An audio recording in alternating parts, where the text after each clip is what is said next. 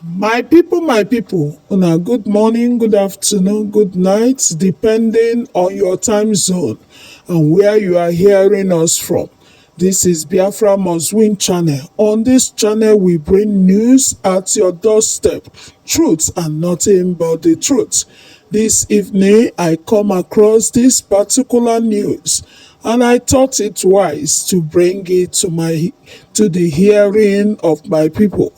This very news will gladden you because ndị be anyị si na uko onye ji mara mmadụ ka a ga-eji mara ya.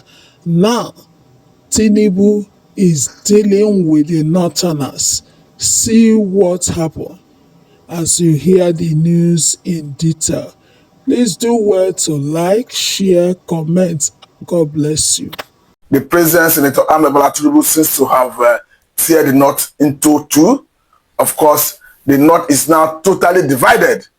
The Fulanis are already in disarray because for what we are seeing, you can clearly see the governors of almost the whole northern states already going with the president.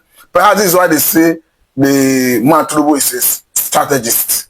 We are seeing so many people, even if you look at the last meeting that was held by of course, the chief of staff to the president, talking about Bajabiamela, the class of House of Rep members, of course, unanimously endorsed the president.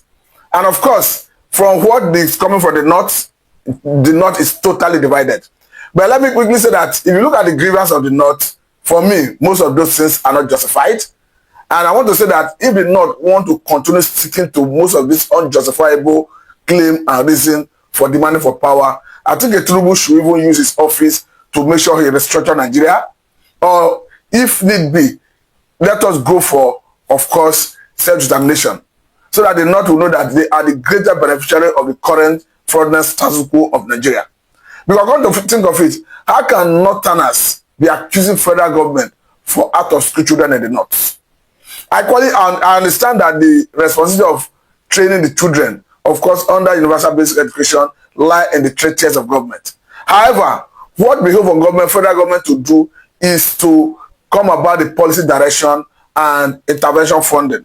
The implementation and seeing to the working of it rests on the state governments and the local governments. And I think that is what the southern part of the country have been doing over the years. And again, if you look at out-of-school children in the North, it accounts for the major reason insurgency is festering in the North. Now they're already transporting it into the southern part of the country. For instance, it is not by coincidence that Kebbi State has the highest level of out-of-school children. We are talking about 67.6%, and this represents about 1.06 million children who are supposed to be in school, who are within the age of 0 and 16, who are not in school. And now you are blaming federal government, that federal government should come and address it. Now, we equally know that a state like Sokoto has 66.43%. Yobe has 67.9%. Of course, Zamfara has 61.3%. Then Bauchi has 55.7%. Of course, Borno has 54.2%. Then Jigawa has 51.1%. Kano has 39.2%. So the question is, why are we seeing all the states that has the highest level of child out-of-school children in the North? Why are they not in the South? Because the same thing that applies in the North applies in the South. The same way federal government provides policy direction and intervention fund for universal basic education for Southerners, the same thing it does in the North. So it's going to show that the money that is being voted for the child education in the North, of course, the leaders there are not using it. And that is why their children is easily available, vulnerable to be radicalized into insurgency, into Boko Haram, into ISWAP. We not be concerned how even the North kicked against Jonathan, who was then building series of evangelist schools in almost every part of the North, as a way of bringing education to the people. So I want to even equally say it again, that if this is the reason the North is coming about the coalition to demand for a Northern candidacy or a Northern president, I think the Tinubu should even use his office to ensure that this country, of course, tear apart. Let everybody go in separate ways. Because we understand that even when agriculture was the mainstay of economy, when we had the era of Grand Pyramid, the North was taking 50% or whatever comes from their state in terms of derivation. Then let me quickly look at what we have here, because I told you that the North already split into two. This one is coming from the Punch newspaper. It's a North split over Tinubu marginalization claim. You go for that to say that the political and civic leadership of the Northern Nigeria converged in Kaduna on Tuesday for a landmark assessment of President Bola Tinubu's administration. An event that laid bare deep divisions within the region over claims of marginalization and performance of the federal government. While some stakeholders lauded Tinubu's developmental strides and appointments in the North, others voiced strong concerns over what they describe as growing neglect, insecurity, and economic exclusion under his watch. The point here is the issue of marginalization. I don't know where the North derived that from, because under Muhammadu Buhari, we saw another level of marginalization. I can categorically tell you that under Muhammadu Buhari, if you look at about 17 positions, when you talk about security position, talking about from the office of the National Security Advisor to the office of Chief of Defense Staff, Chief of Air Staff, Chief of Naval Staff, Chief of Director of DSS, National Intelligence Agency, the headman, of course, Custom Director General, NAFDAC, DG, and all of that. We are talking about 17 positions. The only thing that went to the South is about 3 or 4. They not took everything. Let me say, in all of this, no one is even making mention of the man Atiku himself, because if you understand that even in the North, there is so much talk about P2B. Of course, even those who hit Atiku before now do not see P2B as someone to be reckoned with, are already talking about P2B. For instance, the son of the former governor of Kaduna State, talking about Nasir El-Rufai, was making very emphatic the other day that it is P2B that can unseat the man Tinubu come 2027, not even an Atiku. So it's going to show that the South is well positioned to actually take what belongs to them come 2027. And again, let us equally look at this one, talking about how the man Tinubu have successfully divided the North, set them in disarray. This one is equally coming from the Punch newspaper. He's saying Tinubu re-election, Northern ex lawmakers split over presidency meeting. You go for that to say that the federal lawmakers from Northern Nigeria are divided over President Bola Tinubu's 2027 re-election bid, following an endorsement by the Northern Caucus following endorsement for the Northern Caucus Forum of the 9th National Assembly.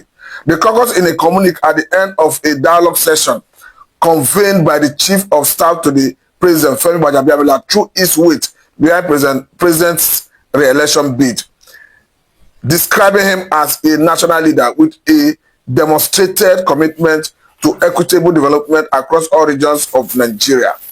So for what I see here, it's no longer a rumor that the North is seriously polarized along two different lines. But the question here is, it is a turn of the South. Come 2027. The North must tolerate other people in power, just as the southern part of the country tolerated them for 8 years. And if you look at what the then president, talking about Muhammadu Buhari, did, it is, we saw serious level of marginalization under his watch, particularly against the eastern part of the country. And as at then, we even had the president was saying that those that give him 5% attention will get, that give him 5% vote will get 5% attention. And that is obviously what he did to the Igbos under his watch. To the point that, at the point, he said the Biafrans are like a dot in a circle. So, however they not look at it, they must realize that the South have an uninterrupted 8 years in Aso Rock. Thereafter, a Northerner will come. Because that tacit agreement, that original agreement that allowed Muhammadu Buhari to stay there for 8 years, that allowed an ambassador to spend 8 years, must be respected and must be sustained if you must see a united Nigeria and for purpose of national cohesion. But again, let me quickly say that the major problem we have in this country currently is issue of banditry. And the banditry is seriously associated with activities of Fulani herders and Fulani militias. And the way it is, Fulani militias have been described as the fourth most dangerous terrorist organization in the world. And you have a situation where even under Muhammadu Buhari, the then government paid the Fulani militias, or would I call them Fulani under Mietiala, a good amount of money that runs into billions of naira to stop killing. So it goes to show that the government, or rather the North, know where this problem is coming from. Now, even the then president was emphatic that those who wreak havoc in Nigeria are strangers who perhaps come all the way from Mali, Burkina Faso, Niger, and find their way in Nigeria. And the government will always give excuse of network glitch. Sorry, the government will always give excuse of porous borders. I understand that Nigeria has so many borders. There's no argument about that. But I don't think the porous border is an excuse. Because Nigeria being a sovereign state should be able to possess monopoly of coercive power to police every inch of its territorial integrity. So porous border is not an excuse. I note the concern talking about the recent meeting with, of course, Adaleru, who have a bunch of 5 million on his head, who held meeting with the governors of Katsina and that of Zamfara recently, and you could clearly see a bandit leader addressing state governors.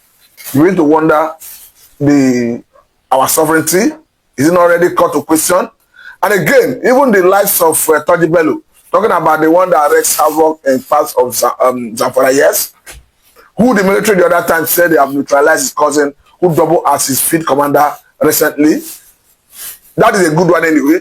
But however I look at it, the man Toji Bello himself needs to be taken out from the battlefield or arrested and prosecuted to act as a deterrent to others. Because this issue of insecurity is a major concern for everyone. And the way it is, what is that to happen in the north is already here with us in the southern part of the country. And all hands must be on deck to address it. I understand that the federal government have recently come up with the idea of forest guard. I think it's a good one because all effort to earn security arrangement at the state level under the last administration of Muhammadu Buhari proved abortive because of a clause in our system that says that for you to procure and deploy arms of that capacity, you will need an extra security that comes from the Office of the National Security Advisor. Of course, that is the reason after the establishment of Amateku in the southern part of the country, we threw out of State House of Assembly in the state or in the region, they could not be armed because it was not permitted, or rather the Office of National Security Advisor then did not give out the necessary license for such. And I equally note the concern the other time when, of course, in the eastern part of the country, Mietiala will approach the state governors that they want to float vigilante. You begin to wonder, in a region that is alien to you, you're a visitor, telling your host that they want to come up with security arrangement. For me, that is a total subjugation they wanted to do. And even this recent bill that seeks to even impose Sultan of Sokoto as a permanent chairman of Nigerian traditional rulers, I think for me is abnormal, because I can understand that the Igbos, the people of Niger Delta, the people of Middle Belt were never at any point in time under the command and control of the Sultan of Sokoto.